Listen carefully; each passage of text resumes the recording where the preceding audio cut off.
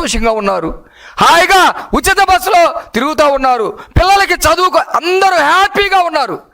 అన్హ్యాపీగా ఉంది ఎవరంటే మీరే, మీ జగన్ ముఠ, మీ నేర ముఠ ఈరోజు అన్హ్యాపీగా ఉంది. అందుకనే రైతులు అక్కడ ఏమి సమస్యలు చెప్పకపోతూ ఉంటే హెరిటేజ్లో ఎంత ఇది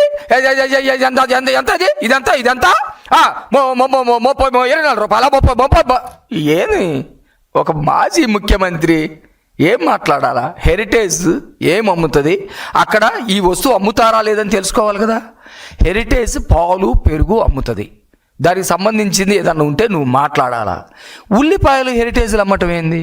ఉల్లిపాయలు హెరిటేజ్లు అమ్ముతున్నారని చెప్పేసి వాటి గురించి ప్రజలు హ్యాపీగా ఉండటం చూడలేక ఏదో ఒకటి, అది పనికి మాలిందైనా తలక మాసిందైనా సంబంధం లేని సబ్జెక్ట్ అయినా లేకపోతే ఏదో ఒకటి క్రియేట్ చేసి వార్తల్లోకి తీసుకొచ్చి ఈ వార్తల్ని ఆ పనికి మాలిన విష పత్రికలో ఆ టీవీలో ఒక పనికి మాలిన వాళ్ళు కూర్చోబెట్టి ఏదో ఒకటి మాట్లాడించి దాన్ని వార్త చేసి అసలు విషయాలు చంద్రబాబు నాయుడు గారు కోటం వ్యాలీ తీసుకొస్తానన్నారు, ఈ విషయాన్ని బయటకు రాకుండా చేయాలని, లేకపోతే ఫేక్ గాల్ని అంచివేయటానికి ఉక్కు పాదం లాంటి చట్టాలు తీసుకొస్తా ఉన్నారు, ఇది ప్రజల్లోకి వెళ్ళకూడదని, లేదా ఉచిత బస్సు ప్రయాణం కల్పించాడు, ఇది ప్రజల్లోకి వెళ్ళకూడదని, లేకపోతే ఇంకో కార్యక్రమం, రోజు ఒక కార్యక్రమం చేస్తూ ఉన్నారు, ప్రజలకి బ్రహ్మాండమైనటువంటి సుపరిపాలన అందిస్తూ ఉన్నాడు, ఈ పరిపాలన గురించి మాట్లాడుకోకుండా చెయ్యాలని ఒక కుట్రపూరితమైనటువంటి వ్యవహారాలు తప్ప